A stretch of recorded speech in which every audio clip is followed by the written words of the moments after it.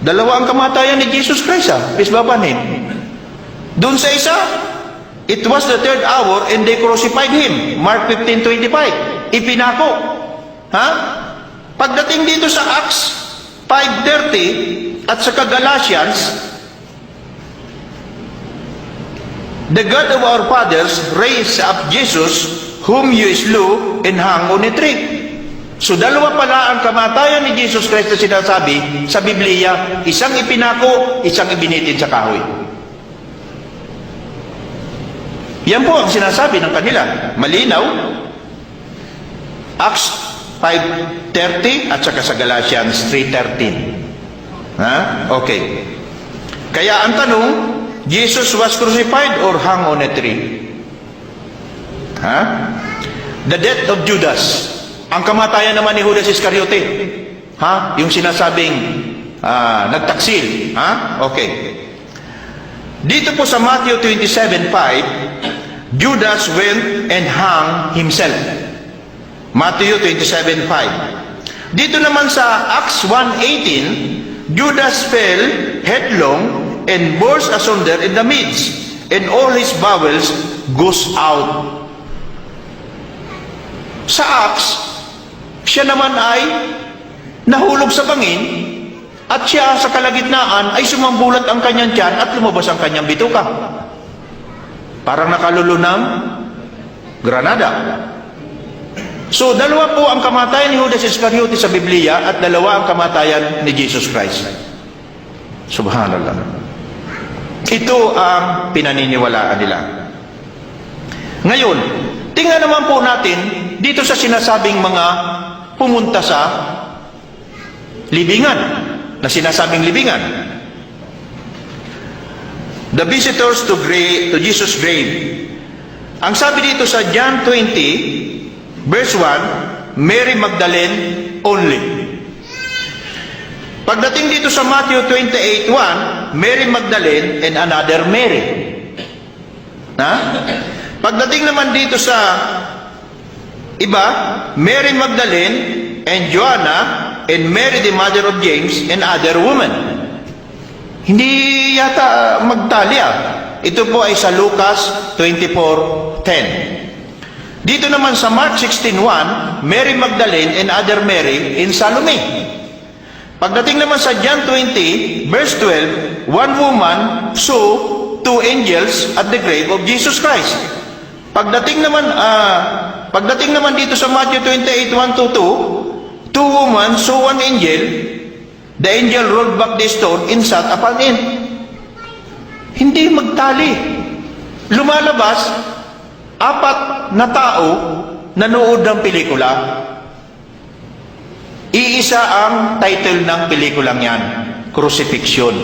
Nang ikwento nila yung pangyayari, sa iba, magkakaiba sila ng kwento. Paano po natin masasabi na sila ay mismong witness? Na magkakaiba sila ng kwento? So, paano po ba ang talagang dapat nating tanggapin? Ito po ba ay nakalaan para tubusin ang kasalanan? O mayroon pang ibang purpose kung bakit naganap ang crucifixion? Lumalabas po na ang crucifixion ay isang pangyayari, maaaring sabihin natin, may napako. Pero siguradong hindi si Jesus Christ, peace be upon him.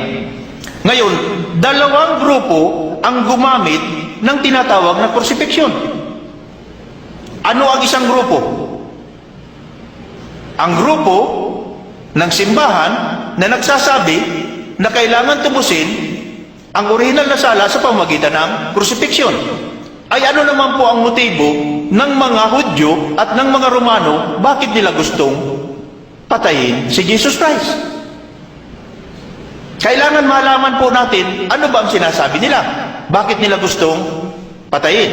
Okay. Salam. With these conflicting narrations of one event, does it make sense to a biased mind? Lahat nagsasabi na ito yung pangyayari.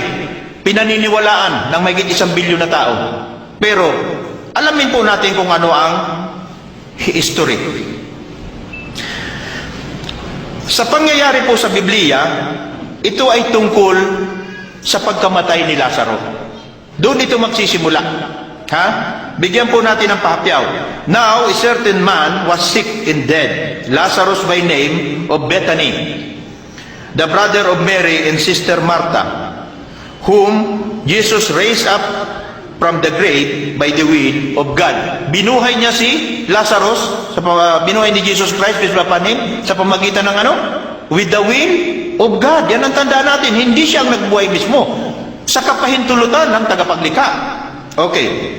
Nagsisimula po ito sa John 11:39. Jesus said, "Take ye away the stone." Martha, the sister of him that was dead, said unto him, sinabi ni Martha, "Lord, by this time he stinketh, for he hath been died 4 days." 4 na araw ng patay. Ha? Jesus said unto her, and said, "I not unto thee, that if thou wouldest believe, thou shouldest see the glory of God." Then they took away the stone from the place where the dead was laid. And Jesus lifted up his eyes and said, nanalangin siya. Ha? Gumanyan siya sa itaas. "Father, I thank thee that thou hast heard me. And I know that thou hearest me always, but because of the people which stand by, I said it, that they may believe that thou hast sent me." Nanalangin siya. Para ano? Para maniwala itong mga taong nasa palibot niya na siya ay talagang sinugo. Na siya ay sinugo. Yun ang gusto niyang emphasize dito. Nagpapasalamat siya na siya ay pinakikinggan. At dahil ikaw sa mga nakapalibot sa akin dito, para silang maniwala na po ay sinugo mo. Anong sinugo? Mensahero. Di ba? Okay. And when he thus had spoken, he cried with a loud voice, "Lazaro, come forth." Ha? Halos siya nag-iiyak talaga siya. Ha? Halos ang tumutulong sa kanyang pawis ay ano? Halos para ng dugo. At sinabi niya, "Lazaro, come forth." And he that was dead come forth, bone, hand, and foot with grave cloth. Lumabas yun, si Lazaro, na nababalutan pa ng mga, yung ginagamit sa seremonya sa paglibing, yung grave cloth. Okay. And his face was bound about with a napkin. Jesus said unto them, "Loose him and let him go." Nabuhay si Lazaro na 4 na araw ng patay. Then many of the Jews which came to Mary and had seen the thing which Jesus did, believed on him. May mga tao ron sa palibot niya. Sa ginawa niyang pagbuhay kay Lazaro, maraming naniwala sa kanya. Lamang, but some of them went their ways to the Pharisees and told them what things Jesus had done. Yung medyo alanganin, ayaw nilang maniwala, pupunta sa mga Pariseo, nagsumbong. Yung mga walang iman. Then gathered the chief priests and the Pharisees a council and said, "What do we for this man do with many miracles?" Ano sabi noong chief priest? Oh, ano na ba tayo? Ano na tayo? Anong ginagawa natin? Itong taong ito nagpapakita ng maraming milagro. So, if we let him thus alone, all men will believe on him. Kung pababayaan natin siya, nagawin niya yung mga pagmimilagrong yan, maraming tao ang maniniwala sa kanya.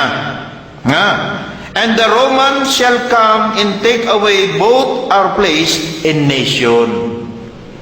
Pag pinabayaan ka natin yan, darating dito ang mga Romano. Kukunin na ang ating lugar at ang ating bansa. Pag pinabayaan natin yung taong yan, na-perform niya yung mga mirakulong yan. And one of them, named Caiaphas, being the high priest that same year, said unto them, "Ye know nothing at all." Sabi nung high priest, sino si Caiaphas? Wala talaga kayong mga alam.